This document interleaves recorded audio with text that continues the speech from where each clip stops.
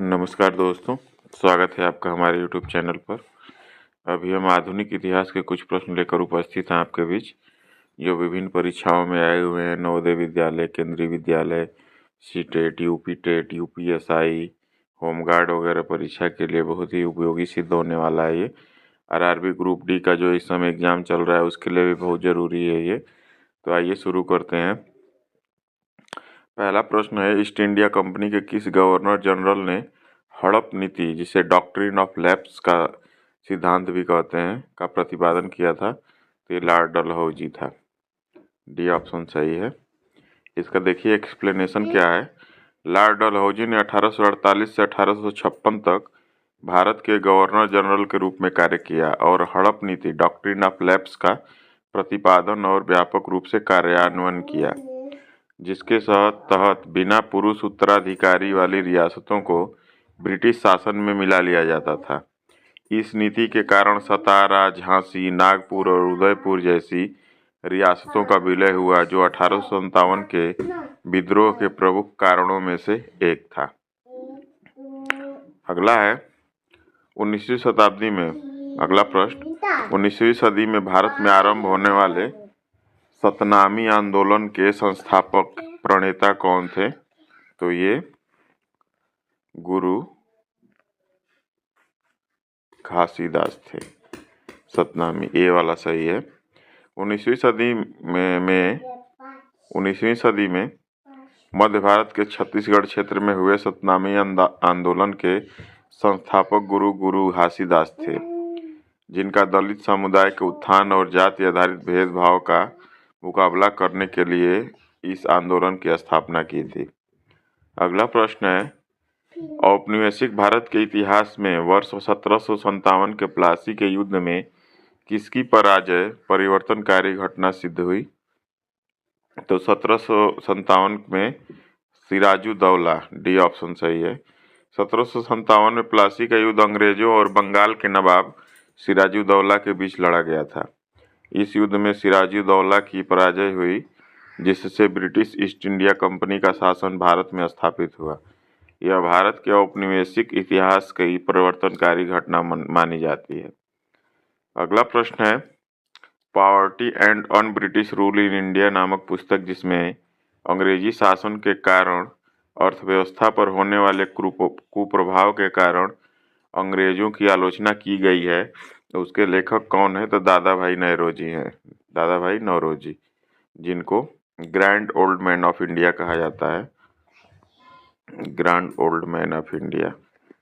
तो poverty and un British rule in India नामक पुस्तक दादा भाई नौरोजी द्वारा लिखी गई थी। इस पुस्तक में उन्होंने ब्रिटिश शासन के कारण भारतीय अर्थव्यवस्था पर पड़ने वाले नकारात्मक प्रभावों और भारत से धन के निष्कासन, ड्रेन ऑफ वेल्थ के सिद्धांत पर आधारित है।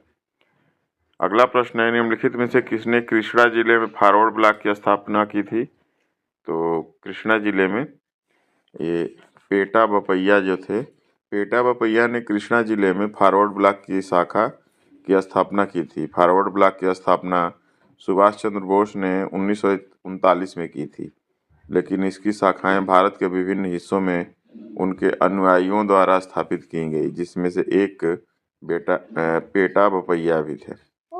अगला प्रश्न है, 1864 में भारतीय सिविल सेवा परीक्षा उत्तीर्ण करने वाले प्रथम भारतीय कौन थे? तो ये सत्येंद्रनाथ टैगोर थे। सत्येंद्रनाथ टैगोर 1864 में भारतीय सिविल सेवा उत्तीर्ण करने वाले प्रथम भारतीय थे, सत्येंद्रनाथ टैगोर।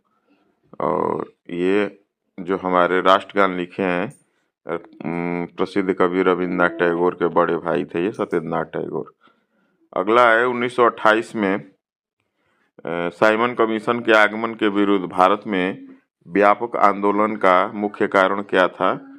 तो इसमें मुख्य कारण था कि इसमें कोई भी भारतीय सदस्य नहीं था।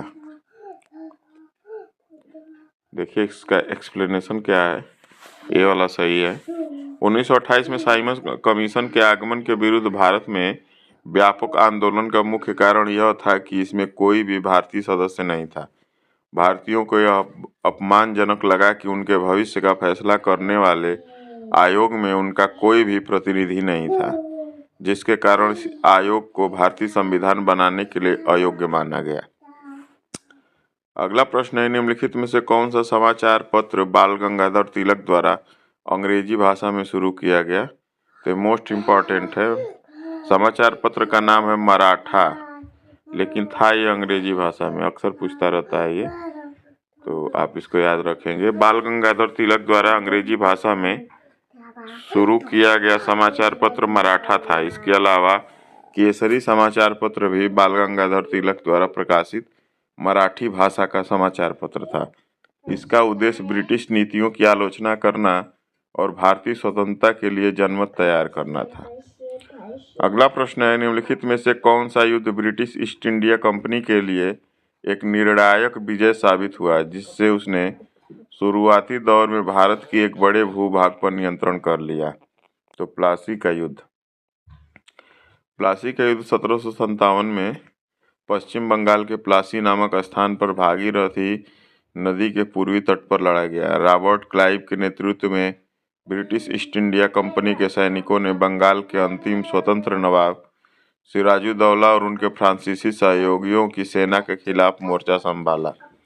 अंततः नवाब की हार हुई और ब्रिटिश कंपनी ने भारत के एक बड़े भूभाग पर नियंत्रण कर लिया।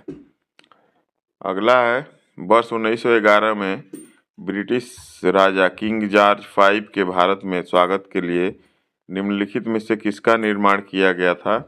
तो गेटवे ऑफ इंडिया का निर्माण किया गया था 1911 में ब्रिटिश राजा किंग जॉर्ज पंचम के भारत में स्वागत के लिए gateway of India. Gateway of India का निर्माण 1911 में किंग जॉर्ज पंचम और क्वीन मैरी की मुंबई यात्रा की स्मृति में किया गया था। उसकी आधारशिला 1911 में रखी गई और स्मारक का निर्माण 1924 में पूरा हुआ। अगला है, वर्ष 1815 में वाटरलू के युद्ध में किस नेता की पराजय हुई थी? तो वाटरलू के युद्ध में 18 जून 1815 को बेल्जियम में हुई वाटरलू के युद्ध में नेपोलियन बोनापार्ट की हार हुई थी। नेपोलियन का यह अंतिम युद्ध था। एक तरफ फ्रांस था तो दूसरी तरफ ब्रिटेन, रूस, प्रसा, ऑस्ट्रिया, हंगरी की सेना थी। युद्ध में हारने के बाद नेपोलियन ने आत्मसमर्पण कर दिया था। अगला प्रश्न है, फ्रांसीसी क्रांति के दौरान पंख वाली महिला विंग्ड वुमेन का राजनीतिक चिन्ह निम्नलिखित में से किसका प्रतीक था? तो इसका प्रतीक था ये वाला, कानून का मानवीकरण। तो राजनीतिक चिन्ह है, एक तरफ प्रतीक दिया हुआ है टूटी हुई जंजीर राजदंड, दासों की आज़ादी, शाही सत्ता का प्रतीक, कानून का मानवीय रूप, एकता में ही बल है। दूसरा है पंख वाली महिला विंग्ड वुमेन, कानून का मानवीय रूप, एकता में ही बल है। अगला है, फ्रांसीसी क्रांति में क्रांतिकारियों को प्रेरित करने वाली पुस्तक द सोशल कॉन्ट्रैक्ट किसने लिखी? तो सोशल कॉन्ट्रैक्ट लिखी है जीन जैक्स रूसो ने। द सोशल कॉन्ट्रैक्ट को फ्रांसीसी क्रांति का बाइबिल कहा जाता है। इस पुस्तक के लेखक जीन जैक्स रूसो हैं। इस पुस्तक ने फ्रांस सहित दुनिया के कई हिस्सों में क्रांतियों को प्रेरित किया था। इस पुस्तक का सारांश यह है कि शासन करने की शक्ति और अधिकार लोगों के पास है जो संप्रभु हैं। अगला है, इतिहास में किस वैश्विक घटना क्रम की शुरुआत वॉल स्ट्रीट एक्सचेंज के धड़ाम से गिरने से हुई?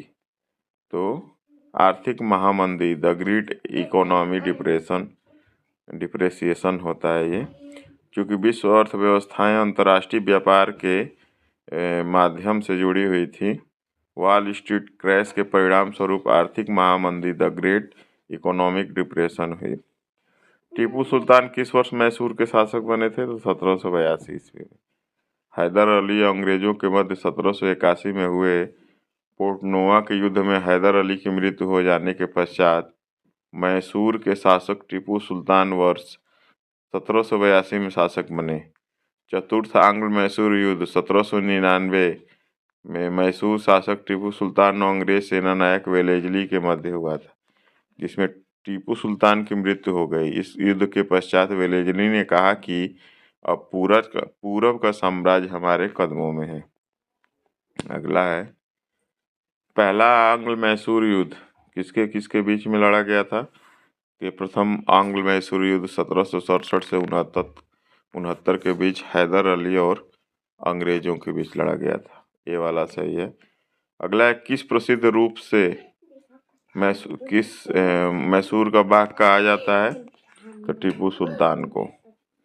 तो नवंबर 1750 में जन्मे टीपू सुल्तान हैदर अली के पुत्र और एक महान योद्धा थे, जिन्हें मैसूर के बाघ के रूप में भी माना जाता है। टीपू सुल्तान ने अपने शासनकाल के दौरान कई प्रशासनिक नवाचारों की शुरुआत की थी, जिसमें उनके द्वारा शुरू किए गए सिक्के, एक नया सौर कैलेंडर और एक नई भूमि राजस्व प्रणाली थी। अगला है, ईस्ट इंडिया कंपनी की स्थापना किस वर्ष हुई थी? ईस्ट इंडिया कंपनी की स्थापना 1600 ईस्वी में हुई थी। ईस्ट इंडिया कंपनी की स्थापना 1600 ईस्वी में हुई थी। ब्रिटेन की महारानी एलिजाबेथ प्रथम द्वारा 31 दिसंबर 1600 ईस्वी को एक आज्ञा पत्र द्वारा पूर्वी देशों के साथ व्यापार करने के लिए 15 सालों तक छूट दी गई थी। ईस्ट इंडिया कंपनी भारत में व्यापार करने आई और कालांतर में कंपनी ने भारत के लगभग सभी क्षेत्रों पर अपना सैनिक तथा प्रशासनिक आधिपत्य स्थापित कर लिया। अगला है, भारत में अंग्रेजों के लिए फ्रांसीसी चुनौती निम्नलिखित में से किस युद्ध के बाद समाप्त हो गई? तो ये वांडीवास का युद्ध। वांडीवास के युद्ध के पश्चात भारत में फ्रांसीसियों की राजनीतिक शक्ति समाप्त हो गई। वांडीवास का युद्ध वर्ष 1760 में अंग्रेजों और फ्रांसीसियों के मध्य लड़ा गया। इस युद्ध में हार के कारण फ्रांसीसियों को पांडिचेरी, वर्तमान में पुदुचेरी, अंग्रेजों को सौंपना पड़ा। यह युद्ध आयरकूट अंग्रेजों एवं काउंट लाली फ्रांसीसी के मध्य लड़ा गया था। वास्को डी गामा भारत किस वर्ष आया था? तो वास्को डी गामा भारत 17 मई 1498 को आया था। अलग कौन से मुगल सम्राट के शासनकाल में अंग्रेज ईस्ट इंडिया कंपनी ने भारत में अपनी पहली फैक्ट्री स्थापित की? तो जहांगीर के शासनकाल में। ब्रिटिश ईस्ट इंडिया कंपनी की स्थापना 1600 ईस्वी में हुई थी। उस समय भारत का शासक अकबर था। ईस्ट इंडिया कंपनी ने भारत में अपनी पहली फैक्ट्री 1613 ईस्वी में मुगल सम्राट जहांगीर के शासनकाल में सूरत में स्थापित की थी। अगला है, प्लासी के युद्ध में ब्रिटिश ईस्ट इंडिया कंपनी की ओर से अंग्रेजों का नेतृत्व किसने किया था? तो रॉबर्ट क्लाइव ने किया था। Robert Clive. अगला है, 1757 में प्लासी की लड़ाई ने बंगाल के किस नवाब को ब्रिटिश सेना ने हराया था? तो ये सिराजुद्दौला को। अगला है, कुख्यात विश्वासघाती मीर जाफर किस युद्ध से संबंधित है? तो ये प्लासी के युद्ध से है। अगला है,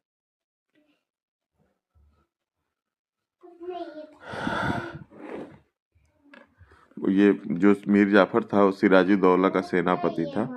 अगला है, निम्नलिखित में से किस वायसराय ने ब्रिटिश व्यापारियों के लिए कपास पर कर समाप्त कर दिया था? तो ये लॉर्ड लिटन ने।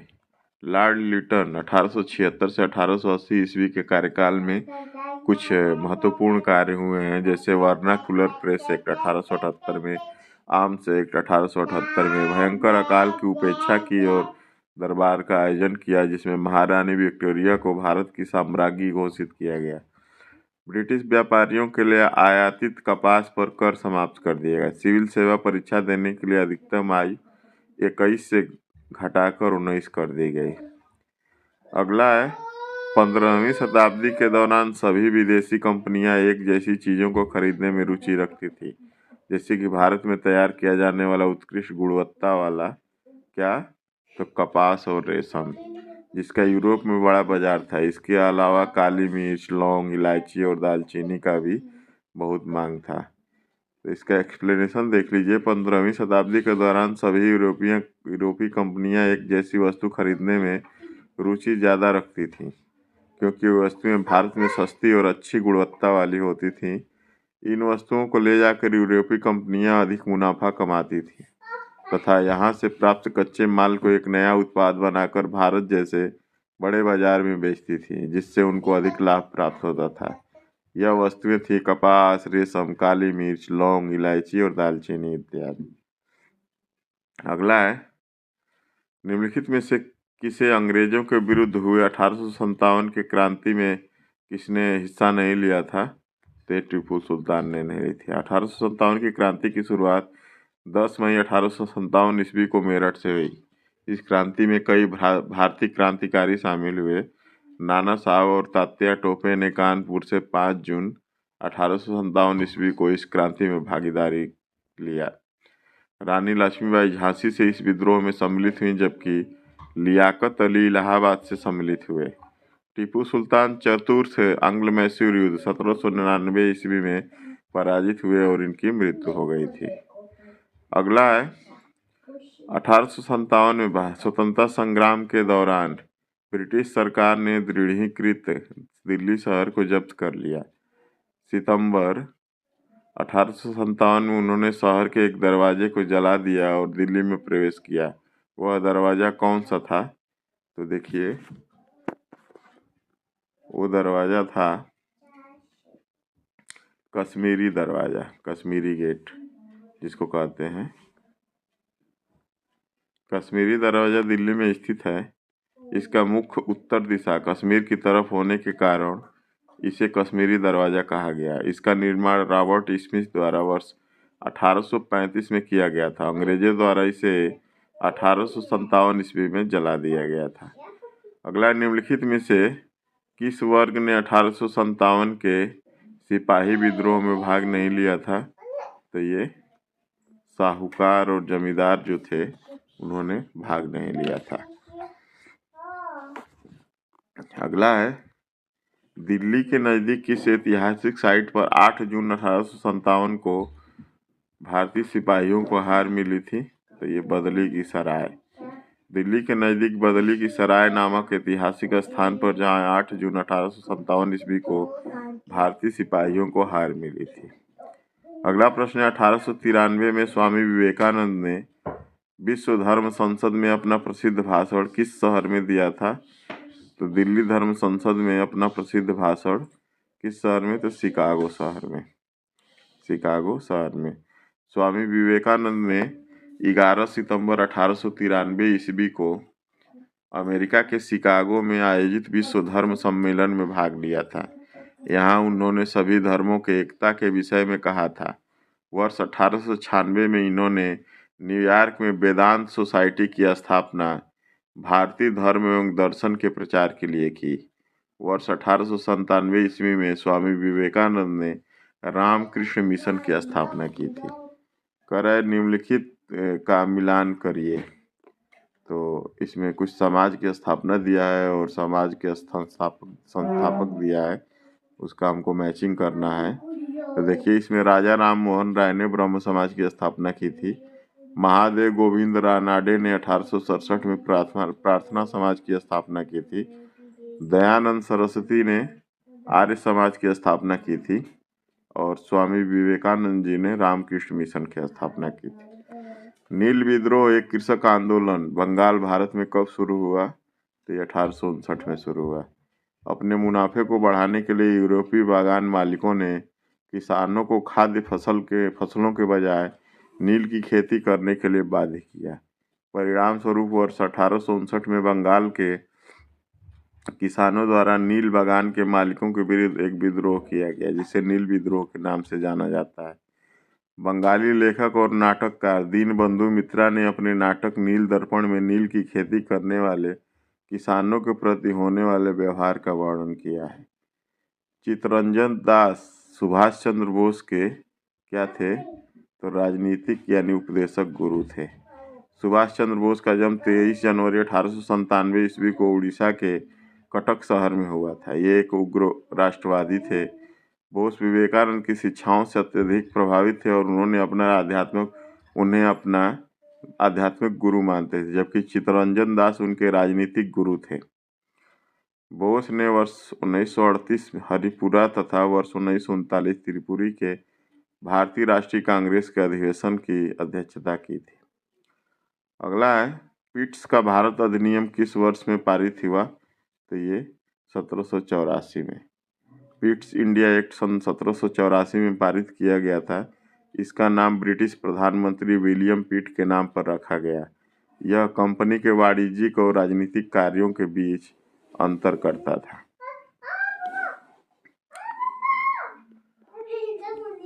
अगला है, किस वर्ष महात्मा गांधी द्वारा असहयोग आंदोलन को बंद कर दिया गया? तो असहयोग आंदोलन को बंद कर दिया गया। असहयोग आंदोलन 1920 में शुरू हुआ था और 1922 में ख़त्म कर दिया गया। क्यों ख़त्म कर दिया गया, इसका एक्सप्लेनेशन हम देखते हैं।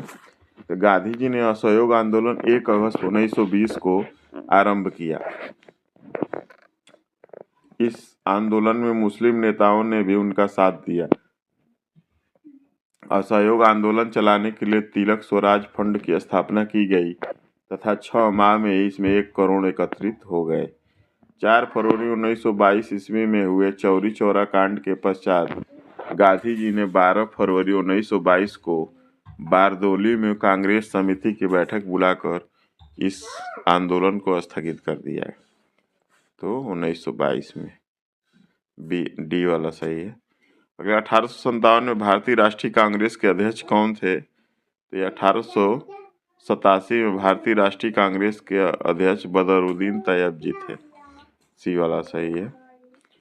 अगला है, भारतीय राष्ट्रीय कांग्रेस का प्रथम अधिवेशन कहाँ आयोजित किया गया था?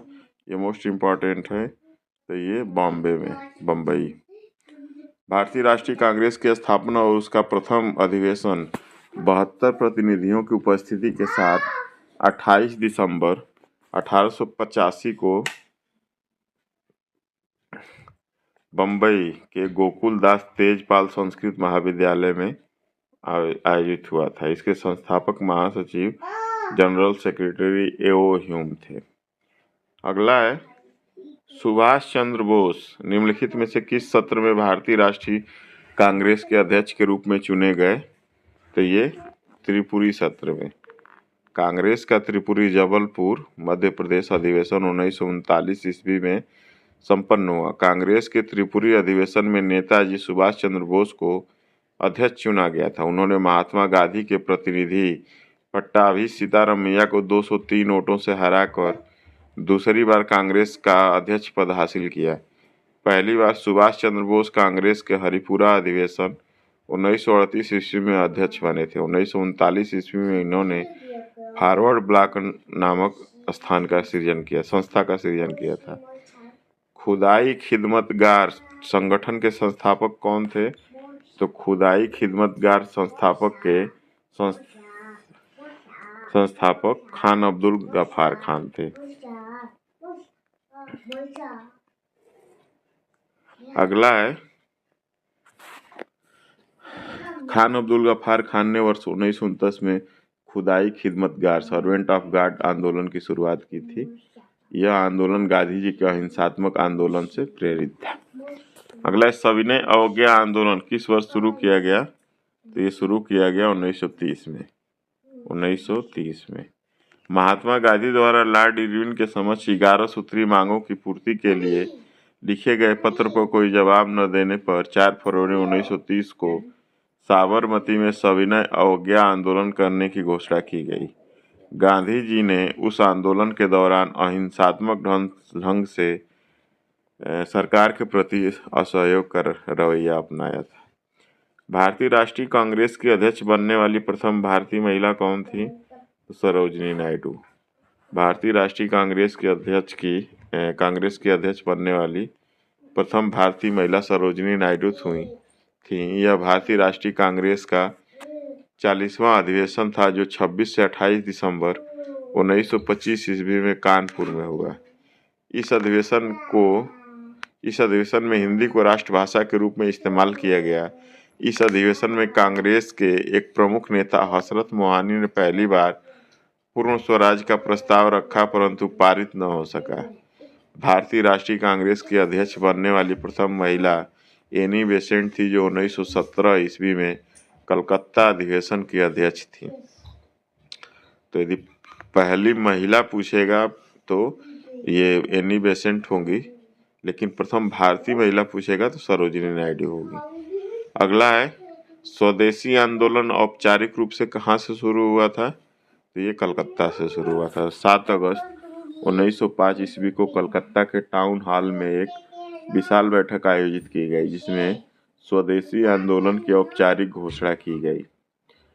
लॉर्ड कर्जन के बंगाल प्रांत को विभाजित करने के फैसले का विरोध करने के लिए आंदोलन शुरू किया गया।